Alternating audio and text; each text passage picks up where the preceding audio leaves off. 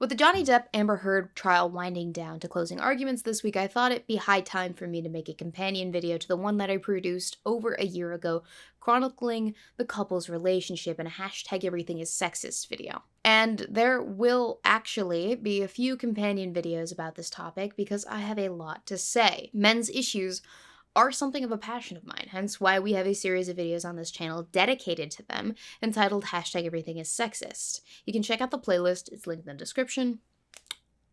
By all means, knock yourself out. Now, it seems that it was Vox's own Aja Romano's turn this week to make use of the singular brain cell shared by the collective mainstream media, because Aja decided that it was an opportune moment to publish the following article: Why the Depp Heard trial is so much worse than you realize. Amber Heard is just the first target of a new extremist playbook. And it is every bit as much a siren song to the vehement gung-ho MeTooists who successfully been steadily beaten back into the caves from whence they came by wave after wave after wave of people very much waking up to the new day of due process and innocent until proven guilty as a result of this most important of trials. And make no mistake, it is an important trial for anyone who has ever had to endure slander from the mouth of a person with malicious intent, for anyone who has ever suffered the consequences of those lies, for anyone who loves someone who's had to suffer under those circumstances, and for anyone who he's got even the slightest of semi-justice boners. It's a big deal.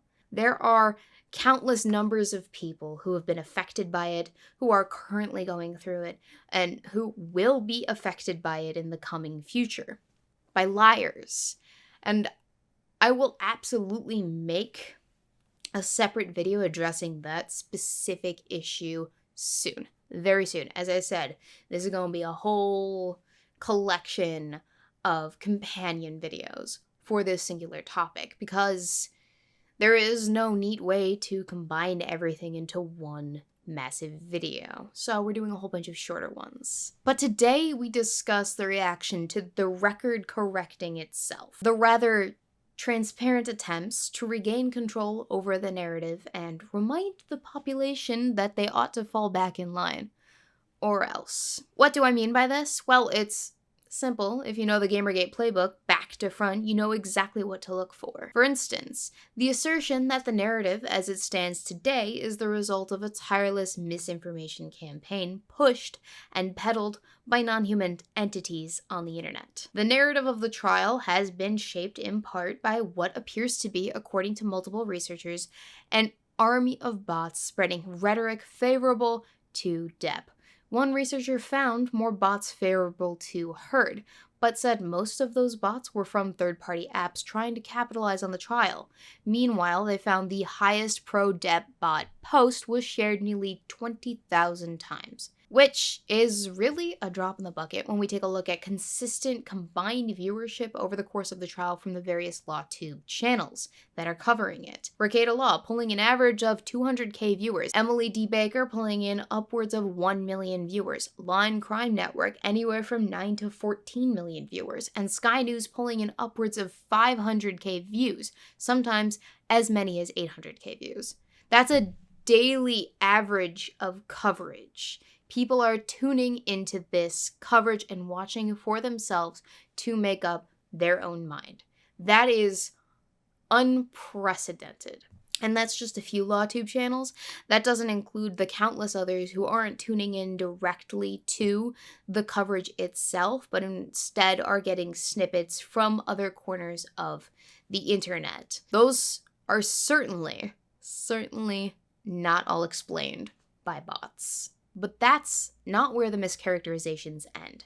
In an all-too-tired way, Aja springboards off of the bots and targets the sect of activism that we all know too often gets shafted and overlooked: men's rights activism. With a practiced flair that needs no logical heavy lifting anymore at this point, she drew the conspiratorial red line from men's rights activism to far right-leaning extremism. The work of those bots has been further amplified by men's rights activists, the part of the right-leaning extremist manosphere that seems to have decided discrediting Amber Heard is the key to destroying every woman who accuses men of abuse or domestic violence. Why is it that every time men's rights is brought onto the board, it's automatically associated with the right, the alt-right, the extreme right?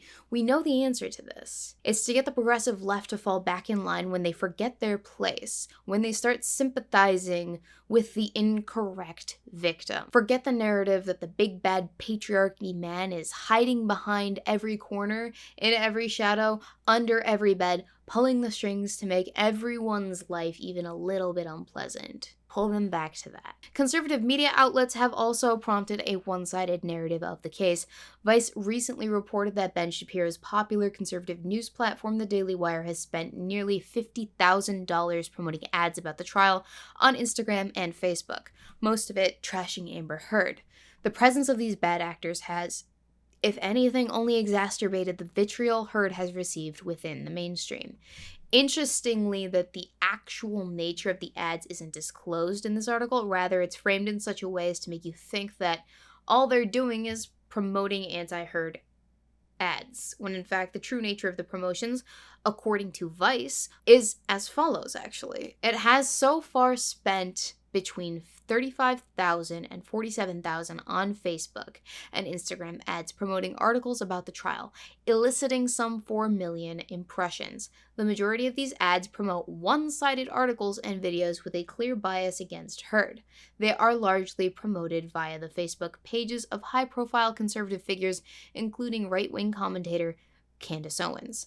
Much like in the way that Vice or Vox tends to promote their own articles to its user base in an attempt to gain clicks and views on articles with clear bias for Heard. Oh no. If only mainstream news media outlets didn't do the exact same thing. Come on, seriously? Really? Oh no. They're shilling their content. How dare they? Whatever will we do? Someone sue them for using the internet as intended. We can't have actors in the media convincing a willingly participating audience of non-Vox approved things and stuff. The shame, the horror, the audacity. In other news, once again, I regret to inform you, the journos are at it again. This is Pepe the Frog.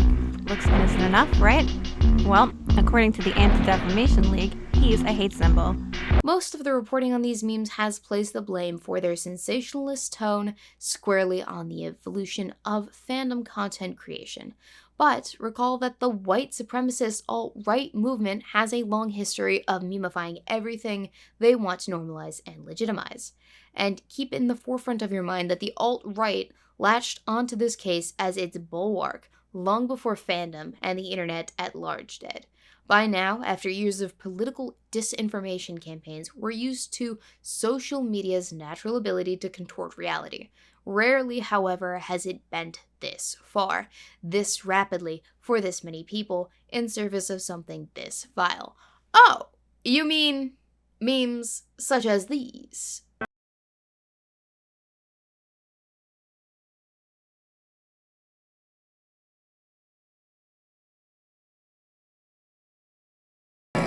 Or maybe these.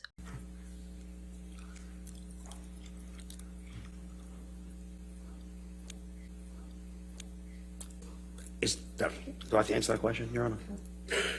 You have to answer questions. Yes, sir. Or perhaps you were thinking of these. I used to be respected, people took me at my word. Then I became a lawyer representing Amber Heard. Objection, hearsay. Oh my God, I don't have a case. Objection, hearsay. Now I'm ashamed to show my face. Truly vile.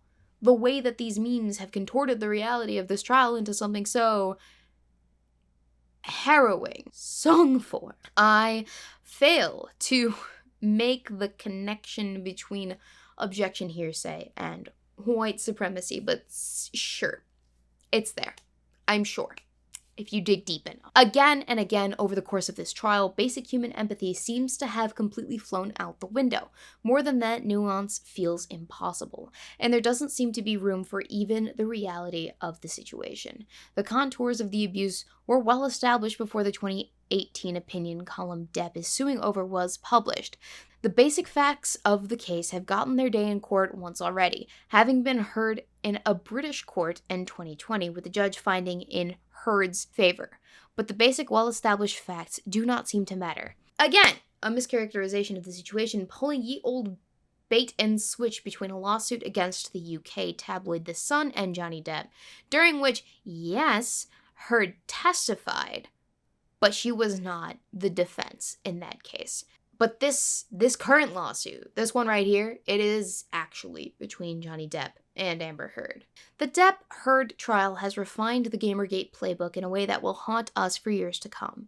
It has proven to extremists that if you rally around the right beloved public figure or institution, blanket them in a protective sphere of outrage and misinformation, and weaponize fandom culture already so prone to ideological radicalization and irrational groupthink, you can successfully push whatever media narrative you want into the mainstream. Hello, general public. If you or someone you love has been watching the trial in its entirety and feels personally attacked at having been characterized by Aja as an alt-right extremist, white supremacist, abuse apologist for forming an opinion that is anything other than, oh no, Amber, you poor little victim, Depp is a big bad meaty poo-poo head who got what he deserved, please no watching the trial any more than her testimony to determine exactly what happened, then please call the number on your screen for support. We are not alone. And then just because we can, let's throw in the erosion of the LGBTQ rights for good measure to make sure we check all of the good boxes on this game of Journo Bingo today. Why don't we? It's not a coincidence that this spectacle is playing out against a backdrop of perpetually escalating racist violence and rapid erosion of decades of human rights for women, queer, and trans people. The Depp-Heard trial has just trained millions of people to discard their own empathy, their own rational judgment, in exchange for the gleeful mockery, rejection, and belittlement of a woman making herself vulnerable in public. If you don't think that training will be weaponized against vulnerable targets, you haven't been paying attention. And you lost me. Now, I will say, I did only select the juiciest tidbits of this video in order to make my point. Granted, I did forego a few of the paragraphs. Never fear, however, you can always read through this article yourself if you wish. It's linked in the description for your perusal leisure. So enjoy that if you want. Have fun. And I'll see you next video.